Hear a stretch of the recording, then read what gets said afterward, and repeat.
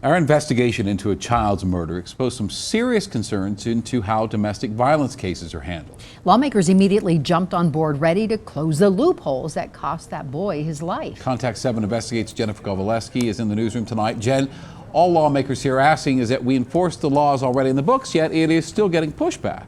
And Shannon, it is getting a lot of pushback. This story started with a tip about a murder-suicide in Lone Tree. As we kept digging, our reporting uncovered a broken system and a law no one was enforcing. Colorado lawmakers are now vowing to fix it.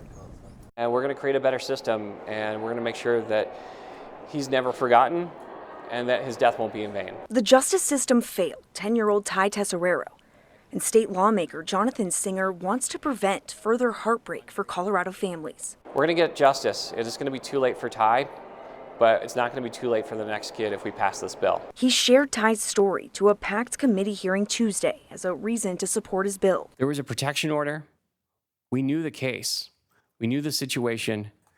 Something fell through the cracks, and now we have a funeral. Ty's dad, Anthony, killed him last fall in Lone Tree, just hours after learning he was going to lose custody of his son. As a convicted domestic violence abuser with a protection order, Ty's dad never should have had a gun, but clearly did. The problem we uncovered is no one was keeping track.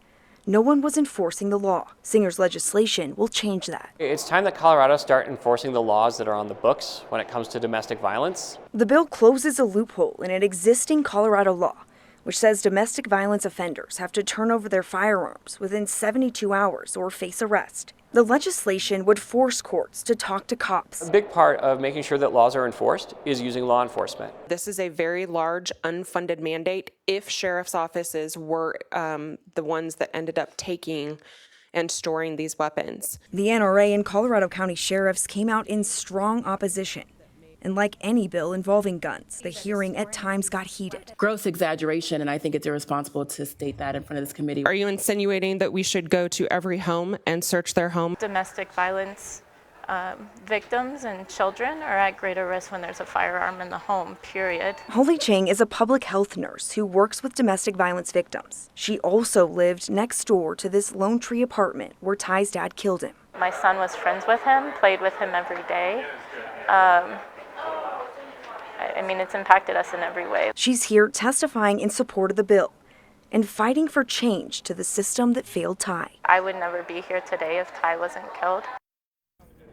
Ty's mother, Jing, was not at today's hearing. She is out of state, but tells us that she fully supports this bill and enforcing a law that could have prevented her son's murder.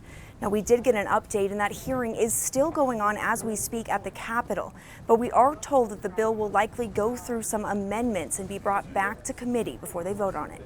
We will stay on top of this. For now, we're live in the newsroom. I'm Contact 7 investigator Jennifer Kovaleski. Jen, thank you.